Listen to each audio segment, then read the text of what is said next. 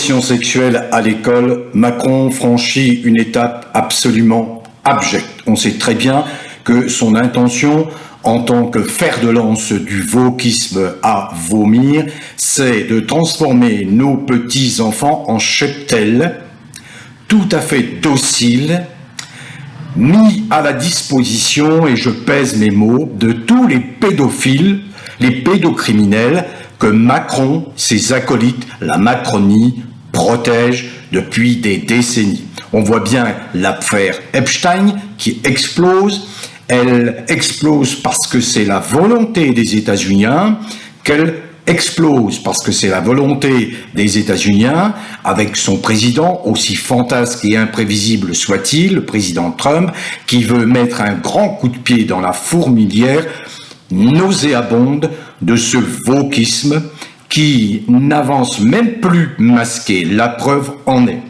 C'est que le ministre de l'Intérieur a opposé une fin de non-recevoir à l'interpellation de la députée Anne Sicard qui, suite à la publication d'un livre pompeusement intitulé « Le livre le plus important du monde » et qui fait l'apologie de la sexualité débridée pour des enfants dès l'âge de 3 ans, eh bien la députée Anne Sicard a donc renouvelé sa demande d'interdiction de ce qu'elle nomme le catéchisme wokisme qui n'a absolument pas sa place à l'école.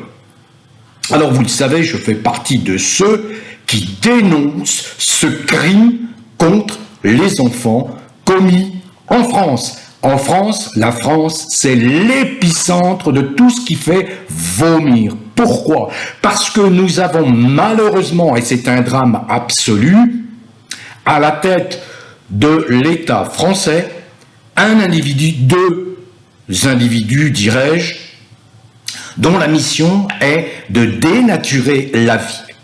Et pour ce faire, ils s'en prennent aux êtres humains les plus fragiles, les plus sensibles, nos gosses, jouant, surfant sur l'indifférence générale de cette population avachie qui, dans sa grande majorité, je suis désolé de le répéter, j'observe ça depuis cette fausse pandémie, dans sa grande majorité, est absolument indifférente au sort de nos chères têtes blondes.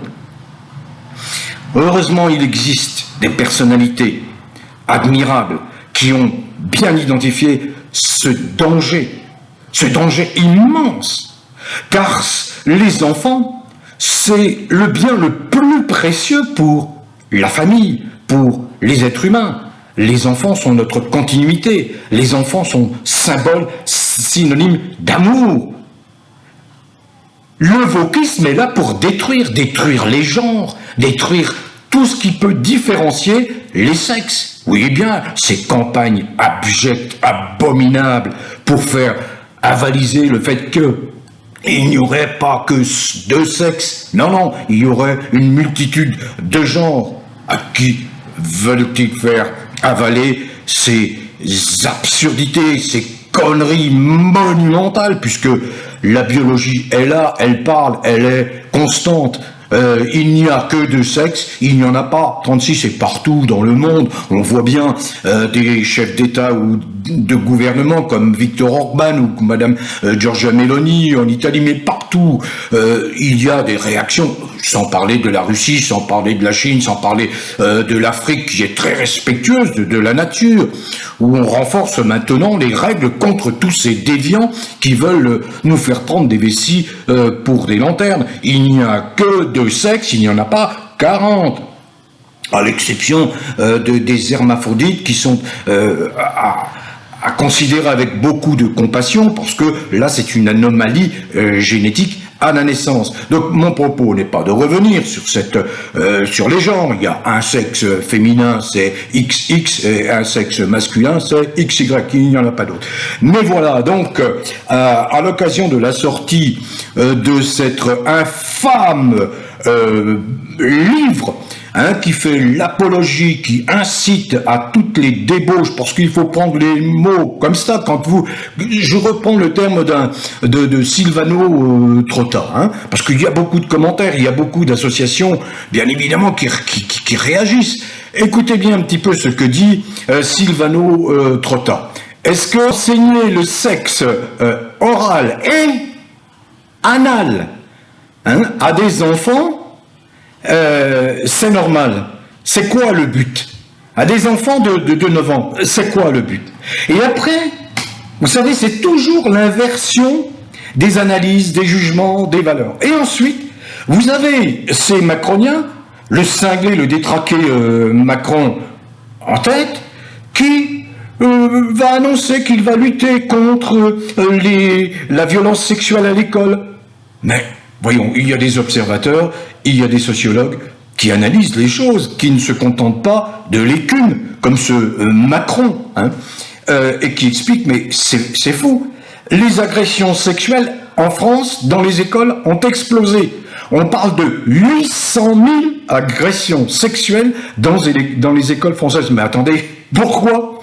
Attendez, vous avez des enfants, au lieu de leur apprendre les bases de l'écriture, de la lecture, du calcul, des mathématiques, non? La priorité de ces cinglés détraqués sexuels, mais comprenez-le, je le crie depuis 6 ans, 7 ans, 8 ans, 10 ans, je l'explique.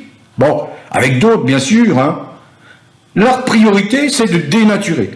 C'est de s'en prendre à nos enfants. Dans l'indifférence, je le dis, quasi générale. Heureusement, je viens de citer cette députée qui alerte, bravo, mais à part cette députée, si, il y a une sénatrice qui prend également la parole, la sénatrice Sylviane Noël, sénatrice de Haute-Savoie, qui, comme sa collègue députée, a interpellé Laurent Mounège pour lui disant, mais ça étonne qui, hein, ministre de l'Intérieur. Alors, bon, je relève quand même quelques réactions. Bien sûr, il lui a opposé une fin de non-recevoir.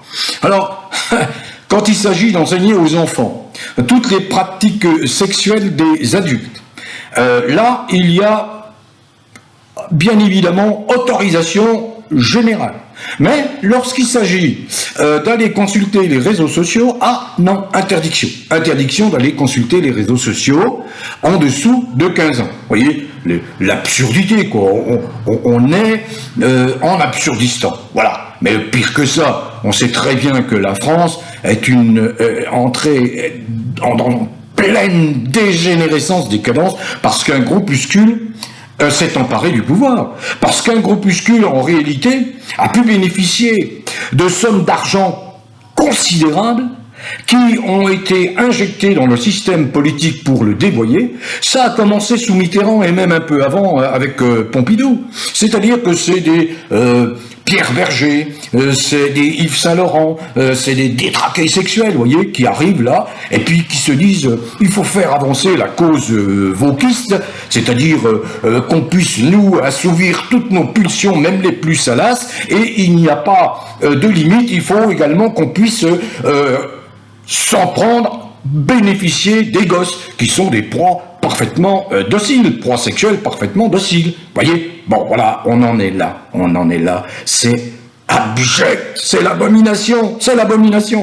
Alors bon, je vous renvoie, je vais vous remettre le lien parce que j'ai relevé toutes les réactions, j'ai parlé de Silvano Trotta, mais il y a Sophie Auduguet qui monte, il y a des associations chrétiennes qui s'offusquent, qui sont écœurés, parce que mon sentiment personnel, moi qui suis grand-père, c'est l'écœurement et c'est la révolte. Vous connaissez je suis capable d'employer un ton extrêmement dur à l'endroit de ceux qui s'en prennent à la vie, ceux qui n'ont absolument aucun respect pour rien, et c'est le cas de Macron et de son acolyte Jean-Michel Trogneux, alias Brigitte Macron. Eux, les déboires, ne croyez pas qu'ils sont... Ils se sont tirés d'affaire, hein, pas du tout. Hein.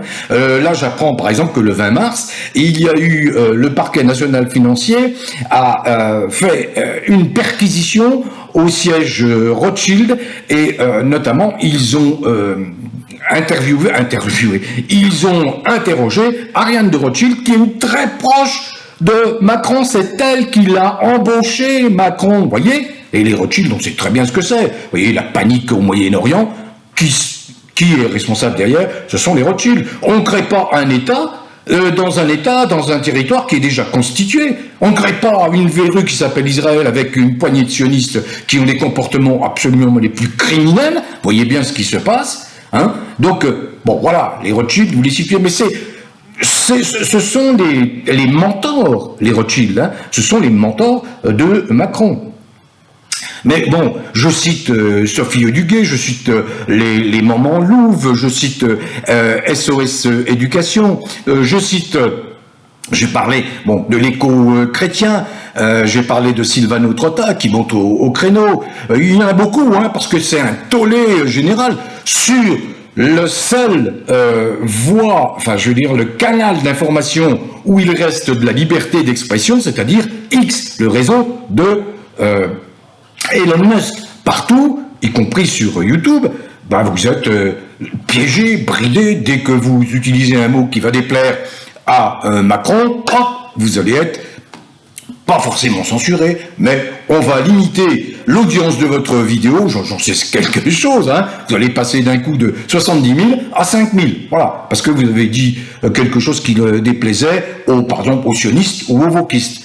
Mais bon, parmi ceux qui ont beaucoup réagi, il y a Béatrice Rosen qui monte au créneau, hein. Elle s'en laisse pas compter, elle a des formules extrêmement cinglantes pour dénoncer cette abomination, hein, d'autant que vous avez des ex-ministres ou encore ministres, dont une Laurence Rossignol, qui se réjouit, qui affiche une satisfaction extraordinaire de la sortie de ce livre infâme. Hein, elle est contente. Oui, elle est contente. On est dans la version accusatoire. La Laurence Rossignol, elle explique que ceux qui sont opposés à ce petit bouquin qui est soi-disant l'événement du siècle, eh bien, ce sont ceux qui refusent de lutter contre les violences sexuelles sur enfants. Non, mais on marche sur la tête, vous voyez l'inversion accusatoire, on marche sur la tête. Si vous ne mettez pas des idées, des mauvaises idées dans la tête des enfants,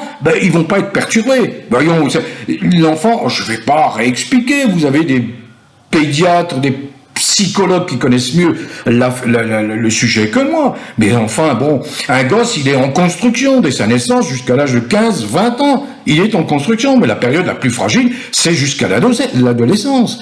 Bon, attention à ce qu'on met dans le crâne de ces gosses-là. Vous les manipulez à l'envi. C'est ce que fait ce crétin, cet imbécile de Macron, voyons, avec l'aval de tous les partis politiques. Donc je voudrais conclure, mais je ne veux pas oublier de citer quelques-uns qui montent au créneau, comme par exemple, il y a les Mamans Louves, hein, je les ai cités, je veux pas trop en oublier, parce que certains sont Béatrice Rosen qui monte vraiment au créneau, hein. Il y a l'avocat Alberto Brusa. Alors lui, il est immédiatement, dès qu'il publie quelque chose, immédiatement vous avez, y compris sur les réseaux X, hein, on s'empresse d'envoyer de la contre-information, de la désinformation à propos du programme EVARS, que je condamne avec la plus grande force depuis l'origine, hein, depuis il y a 2-3 ans, quand j'ai vu ça arriver, je dis mais vous êtes fous, vous pouvez pas accepter ça. Et c'est en application. Mais le type qui est ministre de l'Éducation nationale, c'est celui qui a travaillé sur le contenu des VARS. Le type actuel, je ne veux même pas le citer tellement il me sort. Bon, bref, j'en dis pas plus. Mais je cite Carlo Alberto Brusa, qui est un avocat connu dans la résistance, hein, parce qu'il faut quand même comprendre qu'ici, vous avez beaucoup de gens qui résistent. Hein. Carlo Alberto Brusa, il explique qu'enseigner l'éducation sexuelle aux enfants mineurs sans le consentement des parents équivaut à une agression sexuelle psychologique pénalement sanctionnée. Je ne veux pas vous perdre dans la citation d'articles du Code pénal, je les connais, mais je ne veux pas vous perdre. Et Carlo Alberto Brusa lance un appel auquel je me joins. Hein. Si vous ne souhaitez pas que vos enfants suivre des cours, des varses, déposer plainte auprès du procureur de la République pour agression sexuelle, enjoignant votre refus de consentement à l'enseignement à la plainte. Et vous adressez le tout en copie au directeur de l'établissement, parce qu'il faut absolument impliquer l'éducation nationale qui est co-coupable. L'éducation nationale, mais qu'est-ce qu'elle a à foutre avec l'éducation sexuelle de petits gamins pour les manipuler, pour en faire des proies sexuelles faciles pour le régime macronien? C'est dégueulasse. Je le dis, c'est dégueulasse. Et à l'exception de ces deux parlementaires, tout le reste des parlementaires, vous êtes la honte absolue, à vomir. Allez, je chute. Parce que c'est un sujet qui est sensible, hein, il faut pas aller. On ne touche pas un cheveu de nos petits-enfants. On ne touche pas un cheveu. Là, c'est clair. Le fameux ministre de l'Éducation nationale, lui, il se réjouit. Il se réjouit. Hein, on ne lui a pas dit qu'il y a 800 000 agressions sexuelles depuis que ces wokistes se sont répandus partout en France, l'épicentre de la décadence, dégénérescence dans le monde, l'épicentre la France, depuis que Macron est là, l'épicentre. Attendez l'affaire Epstein, ça va péter, ça va péter. Alors un dernier mot pour conclure, pour pas être trop long, parce que, bon... si, je cite Nicolas Bouvier, c'est intéressant, vous voyez, Nicolas Bouvier. Donc, j'ouvre les guillemets, Nicolas Bouvier dit, donc, si j'ai bien compris, les enfants doivent apprendre à se masturber à l'école, j'ajouterais, à sucer, bon, ils peuvent changer de sexe sans l'aval de leurs parents, mais ils ont interdiction d'accéder aux réseaux sociaux. C'est ça ? C'est ce que je vous disais il y a un instant. Mais dans la bouche de Nicolas Bouvier, ça prend un relief très intéressant.